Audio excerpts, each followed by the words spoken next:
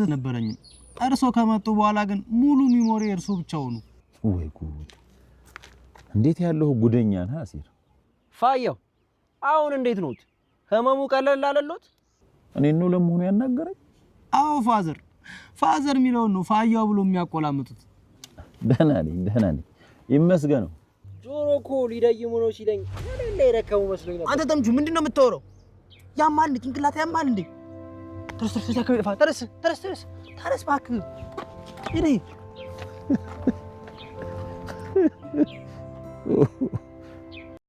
ክርስቲያን መስሎ አማት በለው መጣልፍ ምን አልክ አንተ ወንዳይት እና ታዲያ ባለፈው ስናልፍ ማረሚያ ቤት የሚለውን መስሪያ ቤት ብላና ነበርኩ አና መስለኝ ነው አዩ ታረልፋየው ይሄ ማይም ነው የምሎት እኮ እውነቴን ነው ይሄ ዝም ብለው ቢያስተምሩት ራሱ ድድብናው እየጨመረ ነው እንጂ እየቀነሰ አይመጣም አንተ ልጅ ግን በእጀ ሰበብ መሆን ፈልጋል አይደል እንዴ ታምቹ በሶ ጨብጧል ያለ ማን ነው አንተ ቆጣ ማን አባለ ምን እንዳላቀደኩ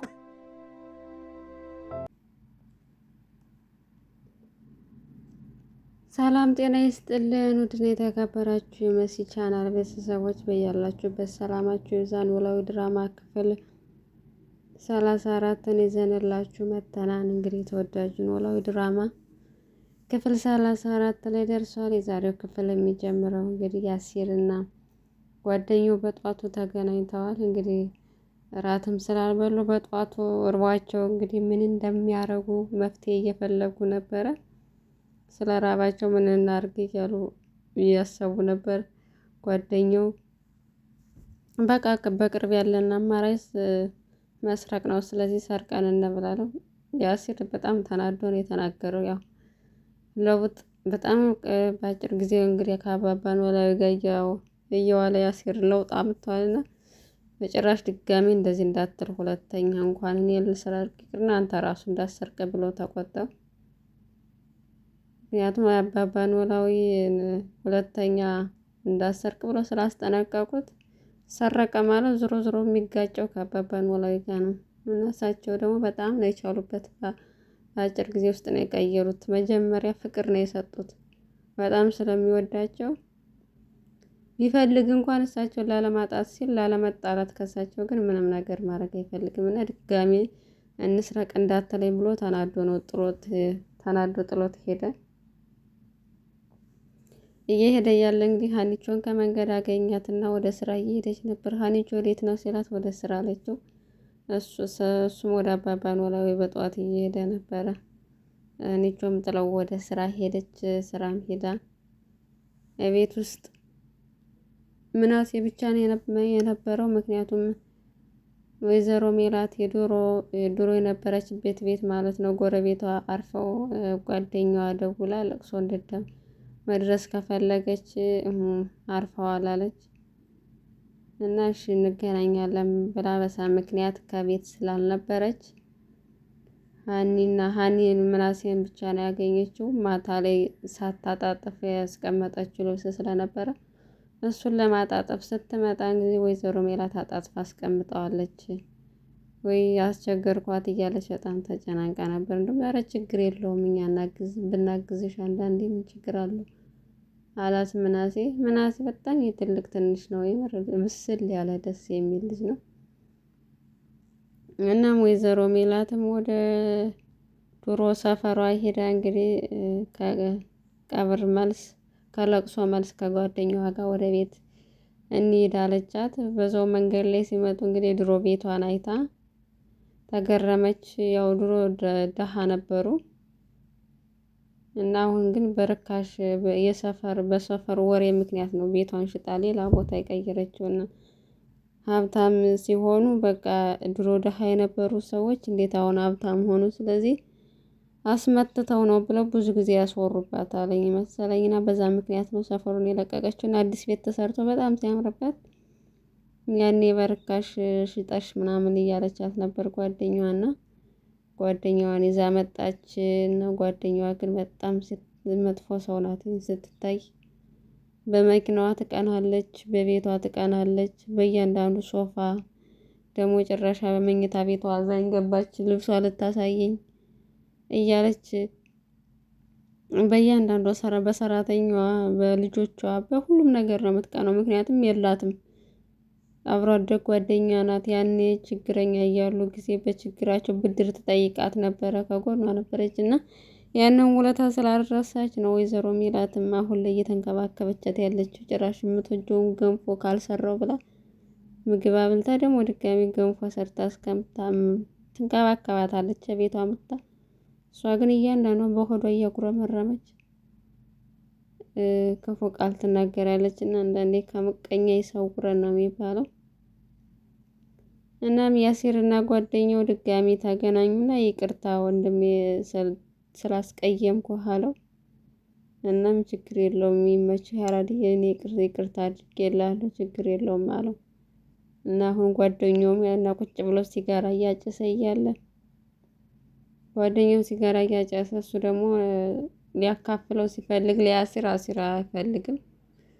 አባባ ኖላዊ ቤት ውስጥ ስለደበራቸው እንዳጋጣሚ ወደ ሰፈር ሲወጡ ሁለታቸውም ቁጭ ብለው አገኟቸውና አብረው ቁጭ ብለው እና ፈየ እያለ ነው ጓደኛው የሚጠራው።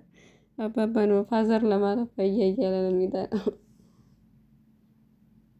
እናም በዛ አጋጣሚ ተዋወቁና ወደ ቤት ተመልሰው መጡ። እና ያው ያሲር ጠፍቶ ነበረ። ከአባባ ኖላዊ ጠፍቶ ስለሆነ እንዴ ለምንድን ነው የጠፋህ ምን ስለሲ ብለው ሲጠይቁትኝ እርጅና እንዳይጋባብኝ ነው እያለ ሙድ እየያዘባቸው ነበር። ነገር ግን ወደ ቤት ተመልሰው የድሮ ጥላታቸውን ቀጠሉ ማለት ነው። ሀሁ ጓደኛው ሙድ እየያዘበት ነበር። ይሄ በጣም ደደብ ነው ቢገባው እድሜ ልኩን ላለመማር ላለማወቅ የተማረ ነው። ፋዘር አይድከሙ ምንም ቢለፉም ቢደክሙም አይገባውም እያሉ መጨረሻ ላይ እንግዲህ ሁለታቸውን ፈተና ተሰጥቷቸዋል። የተሰጣቸው ፈተናም እንግዲህ እድሜያቸውንና ስማቸውን እስከነ አባታቸው መጻፍ። ምክንያቱም ሁለታቸውም ጎዳና ላይ ስላደጉ አያውቁም ፊደል። በዛ ምክንያት አባባ ኖላዊ እንግዲህ ስነ ምግባርም ጸባይም ፊደልም እያስተማሩ እንደ ሁሉ ነገር ነው የሆኑላቸው። እና ያሲር የሞከረ ነበር እንደውም አባቱን አያውቀውም ታምቹ የሚባለው አባቱን ስለማያውቀው ችግር የለውም ፋዘር የእርስዎን ስም ልጠቀም ላሁን ብሎ ከሁለት ጥያቄ አንድ መልሷል። ያሲር ግን 0 ነው ያመጣው። ሽልማቱም አንድ ዳቦና አንድ ሙዝ ነው ላሸነፈ። ለተሸነፈ ግን ጾሙን ማደር ነው። ግን እዚህ ጋር በጣም ትልቅ ያስተላለፉት መልእክት ምንድነው? ጓደኛው ቢያሸንፍም እንኳን ብቻውን አልበላውም አሳዛኝ ምስኪን ብሎ 2 ሙዝና 2 ዳቦ የደረሰውን አካፈለው ለጓደኛው ማለት ነው። አብሮ መብላት ነው። ምንም እሱ ቢያሸንፍ እንኳን ጓደኛውን ወንድሙን ጥሎ አልበላምና ልጅ ባትሰጠው ኑሮን የታዘብህ ነበረ። እውቀት ጥሩ ነው፣ ግን ከእውቀት ሰው መሆን ይቀድማል፣ ሰው መሆን ይበልጣል ብለው ትልቅ ትምህርት ሰጡ ማለት ነው አባባ ኖላዊና በጣም ነው እርግጠኛ ነኝ ይሄኛውም ልጅ ይቀየራል። እና በቃ ፍቅር ስለሰጧቸው ስለተረዷቸው እንዳባስ ነው ሆኑላቸው ይቀየራሉ። ከሱሳቸው ቀስ በቀስ እየወጡ ከስርቆትም ይድናሉ ማለት ነውና ደስ ይላል። አንቺም እንግዲህ ምናሴን ትምህርት ቤት ልታመጣ እየሄደች ነበር። እንደውም ምናሴ አንቺ እየመጣሽ ትምህርት ቤት ስታደርሽኝና ስትመልሽኝ ጓደኞቼ ሙድ እየያዙብኝ ነው፣ ምናሴ እኮ ሕፃን ልጅ ነው እያሉ ምናምን እያላት ነበረና እሱ ግን ምንም እንደማይመስለው በጓደኞቹ ችግር የለም።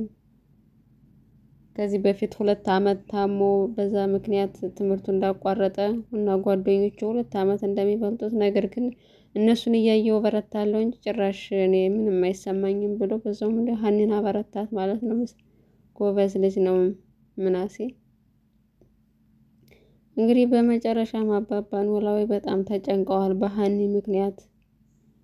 ሀኒ እንደዚህ የምትጨነቀው ለኔን ለማሳከም የምትሮጠው የምትደክመው በእኔ ምክንያት ነውና ወደ ሀገሬ መልሰህ ሀገሬ ሰው ባለበት ግደለኝ ልጄንም አበርታት መብርሃን እያሉ በጣም ተጨንቀው እየጸለዩ ነበረ።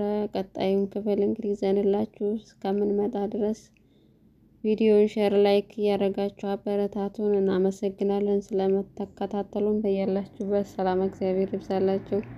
ሰናይ ጊዜ